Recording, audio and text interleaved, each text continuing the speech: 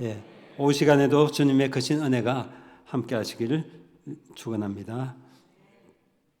오늘날 교회에서나 사회에서나 많은 임직식이 있습니다. 임직이란 맡길 임자, 벼슬직자, 어떤 일이나 직분을 맡기는 것을 말합니다. 목사님들은 노회에서 목사 안수식 때 안수를 받음으로써 목사로 임직하게 되고, 장로님이나 장립 집사님들도 교회에서 임직식을 거쳐서 목사님들께 안수받아서 임직하게 됩니다. 권사님들도 임직식을 거쳐서 직분을 받게 됩니다.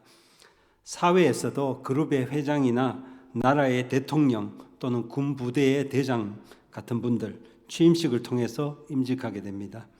임직식은 많은 사람들 앞에서 자신이 맡은 직분의 소임을 다하겠다고 맹세 또는 서약을 하는 것입니다. 임직식은 이렇게 어떤 공적인 직분을 감당하기 위해서 반드시 거쳐야 하는 아주 중요한 의식이라고 하겠습니다. 오늘 읽은 본문을 보시면은 예수님이 메시아로 임직하는 장면을 볼 수 있습니다. 메시아 임직식은 예수님께서 세례를 받으시면서 시작이 됩니다. 예수님이 세례 받으신 것은 갑작스럽게 즉흥적으로 일어난 일이 아니라 하나님의 위대하신 계획과 뜻 안에서 이루어진 일입니다. 예수님의 세례는 몇 가지 특별한 의미가 있습니다. 세례란 말은 헬라어로 밥티스마라고 합니다.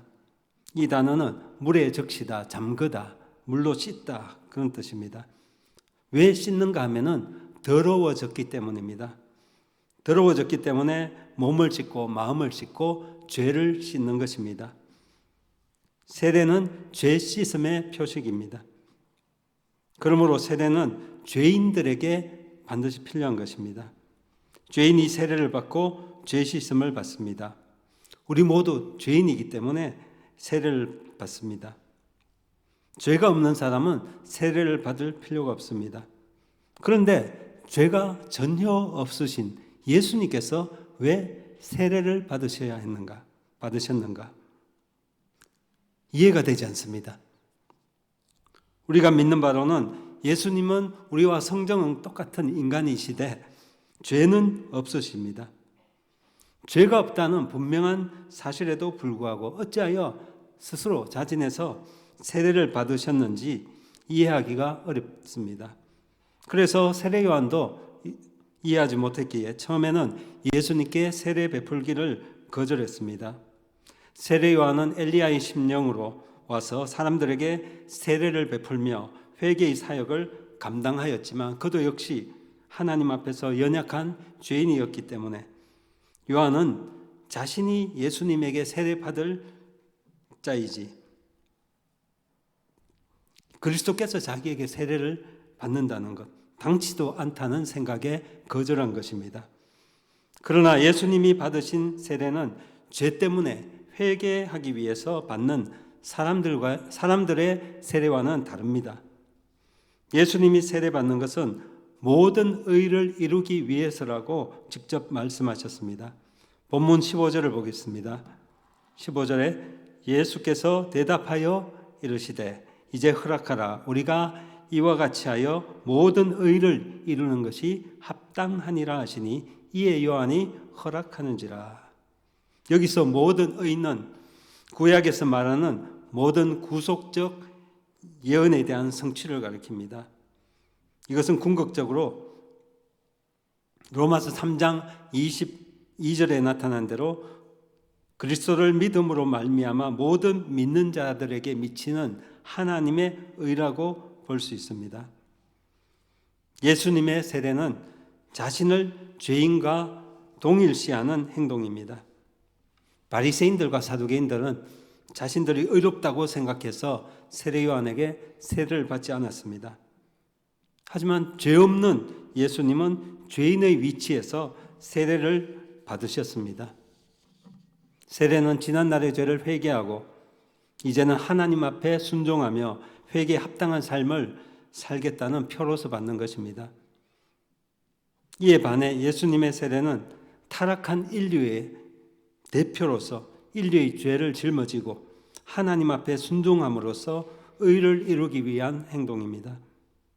이것은 구약시대에 동물을 잡아서 제사 지낼 때 그 짐승의 머리에 안수함으로써 죄를 전가시키고 그 짐승은 그 사람의 죄를 대신하여 죽게 되는 것과 같은 의미입니다.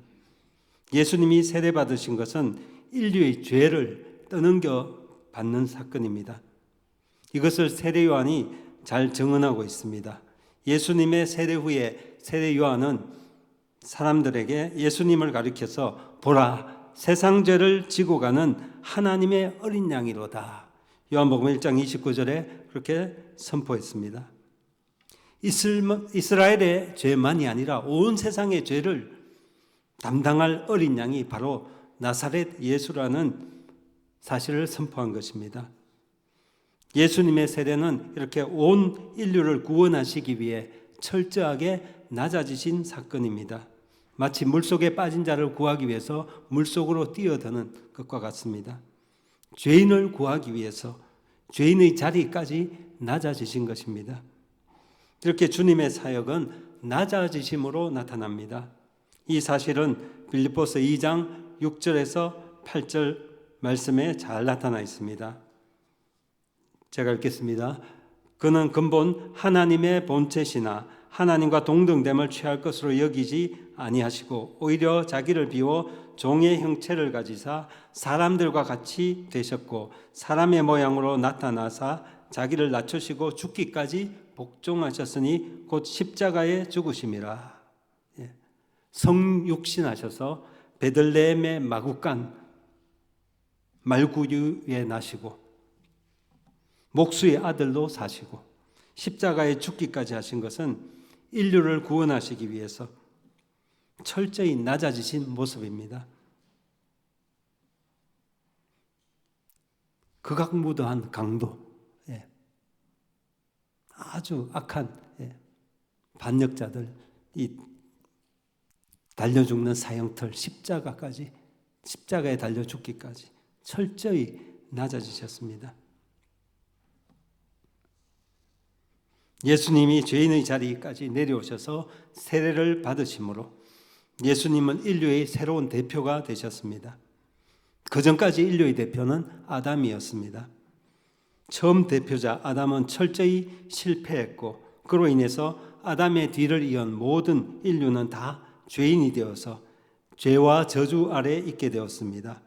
그러나 새로운 대표 예수 그리스도는 온전한 순종을 통해서 완전한 승리를 이루심으로 그의 뒤를 이은 모든 자는 승리자 곧 의인이 되는 것입니다. 이것이 로마서 5장 12절에서 19절 말씀에 잘 나타나 있습니다.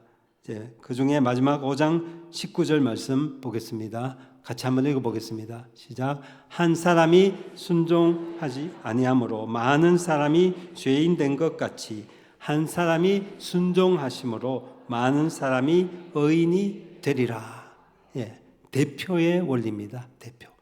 이것을 쉽게 이해하기 위해서 예를 들자면 월드컵 축구 경기에서 대표가 가잖아요. 나라 국가대표 선수들이 출전합니다. 이들이 대표자가 이기면은 한국이 이겼다 이러죠. 우리나라 대표가 이기면 한국이 이겼다. 어느 나라를 이겼다. 이런 식으로 대표입니다. 대표. 이렇게 예수님은 세례를 통해서 죄인의 대표가 되어서 승리를 거두셨습니다. 예수님이 세례 받으실 때 세 가지 특별한 현상이 나타났습니다. 첫 번째는 하늘이 열렸습니다. 여기서 하늘이라고 할 때는 우리가 눈으로 보는 그런 하늘과 다릅니다. 우리가 눈으로 보는 하늘, 낮에는 구름이 있고 밤에는 별이 있고 그런 하늘이죠. 그것을 말하는 것이 아니라 하나님의 보좌가 있는 그곳을 말합니다. 바울은 이곳을 셋째 하늘이라고 표현했습니다. 하늘이 열렸고 두 번째 현상은 열린 하늘에서 성령이 비둘기처럼 내려오셔서 예수님께 임하셨습니다. 세 번째는 성부 하나님의 선포가 있었습니다.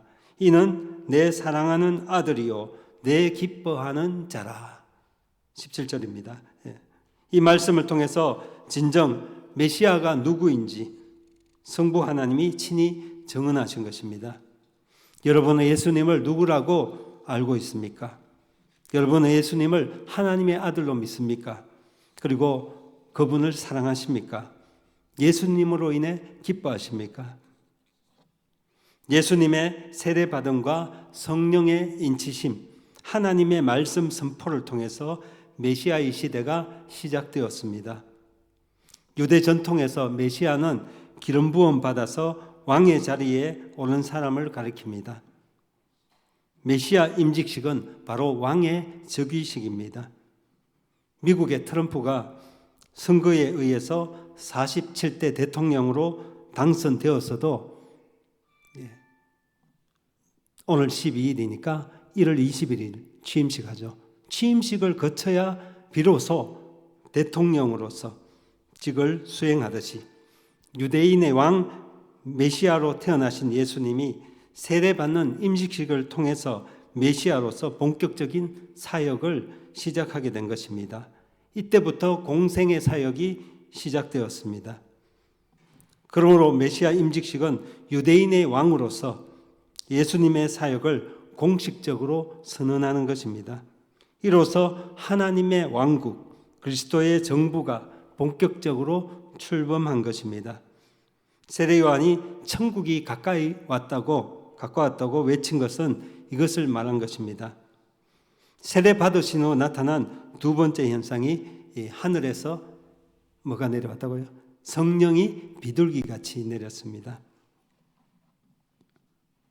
성령은 눈에 보이지 않으므로 그 특징을 이해하기 쉽도록 하기 위해서 성경은 우리가 볼 수 있는 어떤 상징들을 사용해서 설명합니다. 비둘기는 초대교회 때부터 불과 함께 성령의 상징으로 사용되었습니다. 비둘기 하면 흔히 평화를 상징합니다. 평화. 성령이 비둘기같이 예수님께 임하신 것은 예수 그리스도가 평화의 왕이심을 의미합니다. 이사야 9장 6절에도 장차 오실 메시아가 평강의 왕이라고 칭하고 있습니다. 후에 예수님은 평화의 왕으로서 나귀 새끼를 타고 예루살렘 성에 입성하셨습니다. 또한 비둘기는 옛날부터 좋은 소식을 전하는 정보, 통신 수단으로 사용되었습니다. 노아 시대 홍수 후에 새 시대가 시작되었다는 좋은 소식을 알려준 것은 까마귀가 아니라 비둘기였습니다. 바깥 세상 소식을 알아보기 위해 내보냈던 까마귀는 돌아오지 않았지만 비둘기는 올리브 나무 잎을 입에 물고 돌아왔습니다. 그것으로서 드디어 이제 우리가 나갈 때가 되었구나. 세상이 다시 시작되었다. 알게 되었죠. 예수님의 메시아 임직식을 통해서 하나님 나라가 이 땅에 시작된 것은 온 인류에게 얼마나 좋은 소식입니까? 성령이 임하시면 우리는 좋은 소식을 전하는 사람이 될 것입니다. 또한 비둘기는 순결을 나타내고 온유함 또는 온순함을 나타냅니다. 그런데 이보다 더 중요한 의미가 있습니다. 고대 세계에서 비둘기는 신성의 상징입니다. 성령이 비둘기같이 예수님께 임하셨다는 것은 나사렛 예수가 바로 살아계신 하나님이시라는 사실을 알려주는 것입니다.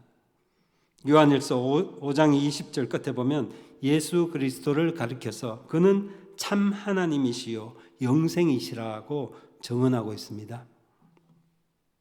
메시아가 오셨다는 것은 새로운 시대가 열렸다는 것을 보여줍니다. 성경에서 새로운 시대가 시작되는 것은 크게 세 가지로 볼 수가 있습니다. 첫 번째는 창세기 1장의 천지 창조 사건입니다. 두 번째는 창세기 9장의 홍수 후에 새로운 시대가 시작되는 것이고, 세 번째는 예수님이 메시아, 즉 천국의 왕으로 등장하심을 통해 새로운 시대, 즉 천국이 하나님 나라가 시작된 것입니다. 예수님께 성령이 임하신 것은 그에게 성령으로 기름 부어서 그의 그리스도 저기를 표시하고 그의 사역을 위하여 충분히 준비하도록 하기 위한 것입니다. 이것이 이사야 61장 1절부터 잘 나타나 있습니다. 이사야 61장 1절에 보시면 주 여호와의 영이 내게 내리셨으니 이는 여호와께서 내게 기름을 부으사 가난한 자에게 아름다운 소식을 전하게 하려 하심이라. 나를 보내사 마음이 상한 자를 고치며 포로된 자에게 자유를, 갇힌 자에게 노임을 선포하며.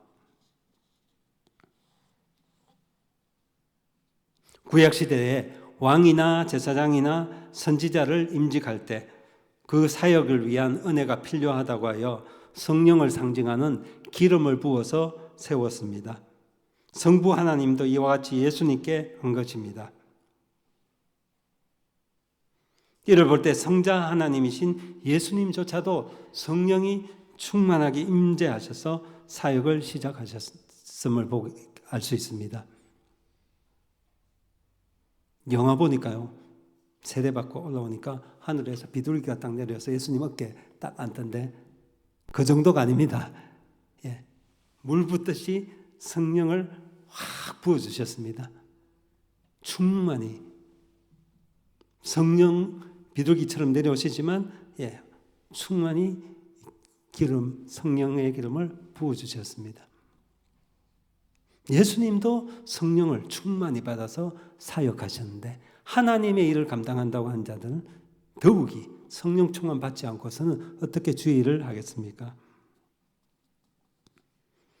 누가복음 3장 21절에 보시면 예수님이 세례받으시고 기도하실 때 성령이 강림하셨다고 했습니다. 우리 역시 성령 충만 받기 위해서는 기도가 필요하다는 것을 알 수 있습니다. 예수님은 세례 요한에게서 물로 세례를 받으셨는데 동시에 하나님에게서 성령으로 충만하게 세례를 받으셨습니다. 또한 예수님은 자기 사람들에게 그 성령으로 세례를 주실 것입니다. 세례 요한이 이를 증언했습니다. 오늘 본문 앞에 있는 3장 11절 말씀에 보시면은 나는 너희로 회개하게 하기 위하여 물로 세례를 베풀거니와 내 뒤에 오시는 이는 나보다 능력이 많으시니 나는 그의 신을 들기도 감당하지 못하겠노라. 그는 성령과 불로 너희에게 세례를 베푸실 것이요. 예수님은 성령으로 세례를 베푼다고 말씀하셨습니다. 이사야 32장에서도 1절에 장차 메시아가 다스리게 될 것이라고 말씀하시며 32장 15절에 성령을 우리에게 그가 부어주신다고 예언하고 있습니다. 그렇습니다. 하나님 나라의 왕이신 예수님은 성령으로 세례해 주시는 분이십니다. 또 예수님이 제자들을 떠나시면서 나는 떠나지만 장차 보혜사 성령님을 보내줄 것이다. 그 약속에 따라 오순절날 다락방에 모인 120여 명의 제자들에게 성령을 충만히 부어주셨고 이때부터 본격적으로 교회가 시작되었습니다. 사도행전 6장에 보시면 초대교회 일꾼이 필요해서 7집사를 세우는데 이때 조건 중에 하나가 성령이 충만한 자였습니다. 우리 교회도 직분자 세울 때 성령 충만한 자를 세우시길 바랍니다. 이미 세우신 받은 자들도 자신을 돌아보고 성령 충만 받아서 맡은 직분을 잘 감당할 수 있도록 기도해야 할 것입니다. 성령 충만한 일꾼이 많을수록 교회는 크게 부흥될 것입니다. 복음이 이방인에게로 흘러가는 교두보 역할을 한 고넬료 가정, 그 가정에도 성령을 부어주셔서 이방인의 구원의 길이 그로부터 열렸습니다. 성령 충만이 뭡니까? 성령 충만이란 것은 성령으로 다스림을 받는 상태를 말합니다. 술에 취하면 술에 다스림 받습니다. 술의 지배를 받습니다. 마찬가지로 성령의 충만을 받으면 성령이 이끄는 대로 살아갑니다. 성령의 통제를 받는 거죠. 세례 받으신 예수님은 성령에 이끌려서 광야에서 40일 금식하며 마귀에게 시험을 받으셨고 성령의 권능으로 공생의 사역을 감당하셨고 십자가에 죽기까지 순종하셨습니다. 제자들도 성령의 부어주심을 받아서 땅끝까지 주님의 증인으로서 순교하기까지 사명을 다하였습니다. 이 교회에서 하는 의식들은 상당히 중요합니다. 물론 로마 가톨릭처럼 지나치게 의식만을 강조하여서 생명력을 잃어버린 껍데기, 종교 행위만 남아서는 안 되겠지만 그래도 여전히 의식은 중요한 의미를 담고 있기 때문에 이를 지켜야 합니다. 구약에 하나님께서 3대 절기, 유월절과 그다음에 맥추절과 수장절, 초막절이죠. 그런 3대 절기를 지키라고 명령하셨고 또 예수님도 친히 성찬식을 제정하셨고요. 마태복음 28장 19절에는 세례를 베풀라고 말씀하셨죠. 오늘 본문에서 예수님이 세례를 통하여 메시아로 인정받는 것을 볼 때 우리는 함부로 교회 내에서의 어떤 의식을 없애거나 무시해서는 안 될 것입니다. 오늘 오전에 교회 설립 기념주일로 감사 예배를 드렸는데 이런 의식들을 행함으로써 우리에게 교회 공동체를 허락해 주신 하나님께 감사드리고 교회를 더욱더 귀하게 여기고 사랑하며 섬기고 헌신 봉사하여서 주님의 몸된 교회를 잘 세워가야 할 것입니다. 어떤 분은 그렇게 말해요. 그럼 지키는 것을 왜 과거에 잡히느냐? 과거에 매이느냐? 과거에 잡히고 매이는 게 아니라 과거를 돌아보고 더 희망찬 미래로, 더 발전적인 미래로 발전하고 성장해 가기 위해서 더 밝은 미래로 나아가기 위한 그 의식들입니다. 그래서 필요한 것입니다.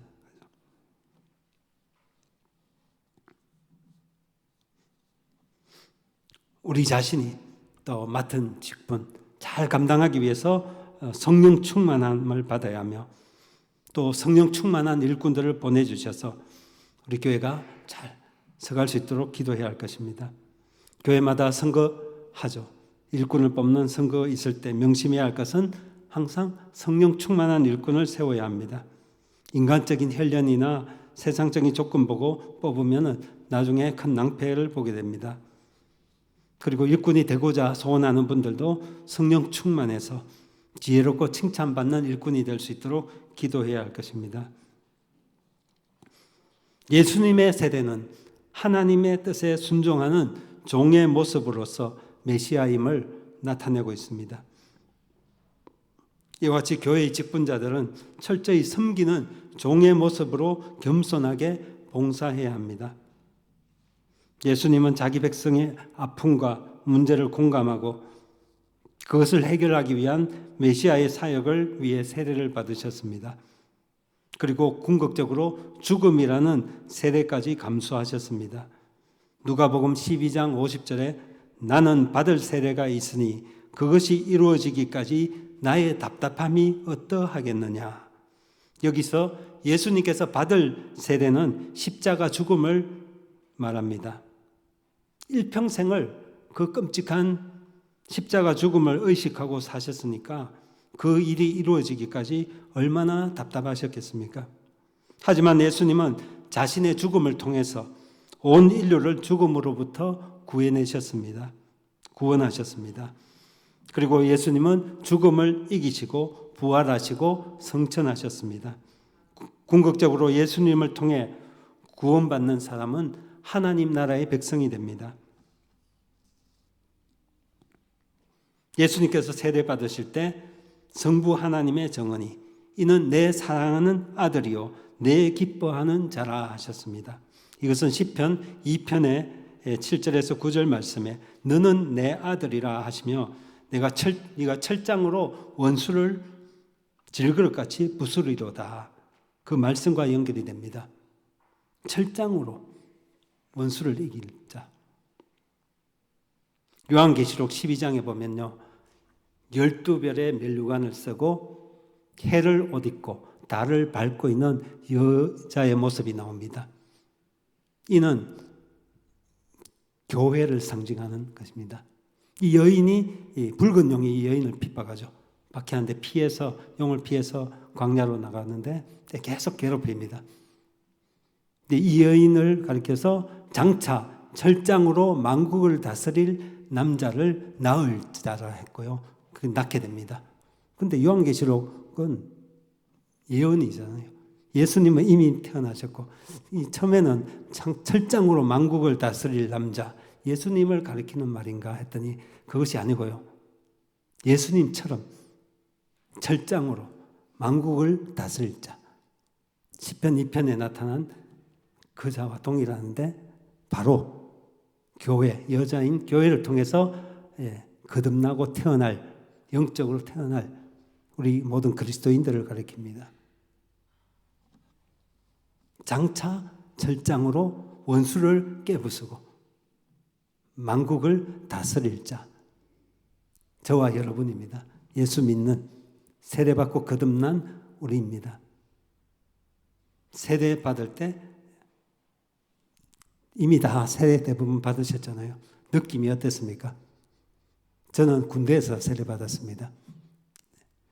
대학교 1학년 때 다시 교회 다니기 시작해서 2학년 마치고 군대 갔는데 학습만 받고 갔어요. 군대 가서 갔는데 세례 받아야 된다고 옆에 친구가 이야기합니다. 세례 받지 않으면 신앙 지키기 어렵다. 이래서 논산에서 세례 받겠다고 신청했는데 가만히 생각하니까 수천 명을 그냥 찍어내듯이 세례해 주는 거 마음에 들지 않았습니다. 그래서 나 교회 가서 우리 돌아가서 본교회에서 받겠다고 거절했습니다. 그때는 많이 혼났어요. 그러다가 자대 배치 받았는데 거기서 성가 찬양대도 하고 주일학교 교사도 하려니까 세례를 받아야 되는 거예요, 조건이. 그래서 어쩔 수 없이 그 교회 목사님께 세례 받았습니다. 군목 목사님께. 그분이 성결교 목사님인데 총회장도 되셨고 아주 기독교 방송에도 나오고 유명한 분이 되셨더라고요. 아무튼 그 부활절 1년 2번 하잖아요. 부활절 앞두고 하고 추수감사절 앞두고 하는데 부활절 앞두고 제가 받았습니다. 군인이니까 머리가 얼마나 짧습니까? 거의 대머리가 아닙니까? 뭔가 기대하고 갔는데 목사님이 물을 듬뿍 떠서 머리에 탁 올리는데 얼마나 차가운지 깜짝 놀랐습니다. 저는 그렇게 했지만 그 순간 하늘에서 하나님께서 이는 내 사랑하는 아들이요 내 기뻐하는 자라. 예수님께 하셨던 그 말씀과 동일한 선포를 하나님 하셨는 줄 믿습니다. 여러분 마찬가지입니다. 우리가 세례 받을 때 거듭나서 뭐가 됩니까? 하나님의 아들, 딸들이 되는 것입니다. 하나님이 기뻐하고 사랑하는 자녀가 되는 것이고 철장으로 만국을 다스릴 자가 되는 것입니다. 이 철장이 뭡니까? 하나님 말씀입니다. 하나님 말씀을 원수를 깨부수고 만국을 다스리는 자. 영원토록 왕노릇하는 것입니다. 우리 예수님을 의지함으로 예수님이 나의 왕이시요 만왕의 왕이신 주님을 왕으로 늘 모시고 주인으로 모시고 그분의 말씀을 붙잡고 이 말씀으로 원수를 이기고 만국을 다스리며 영원토록 왕노릇하며 주께 영광 돌리고 하나님의 기쁨이 되는 모두가 되시길 주의 이름으로 축원합니다. 기도하겠습니다. 우리 죄인들의 대표가 되어주셔서 우리가 해결할 수 없었던 죄 문제를 온전히 해결해 주신 주님께 감사드립니다. 이제는 더 이상 육신의 정욕을 따라 살지 않고 하나님 나라의 왕 되신 주님의 말씀대로 살기를 원합니다.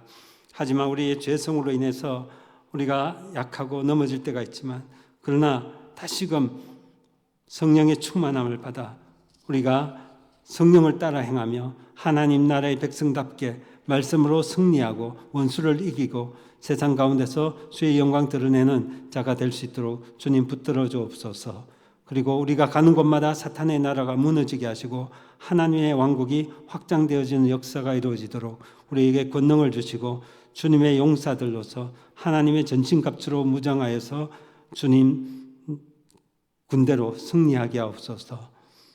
그리고 주의 교회를 위해 헌신하며 충성 봉사하여서 성령 충만한 일꾼들을 많이 보내주시고 우리 수상교회가 더욱더 크게 부흥하도록 주님 인도하여 주옵소서. 예수님의 이름으로 기도합나이다. 아멘.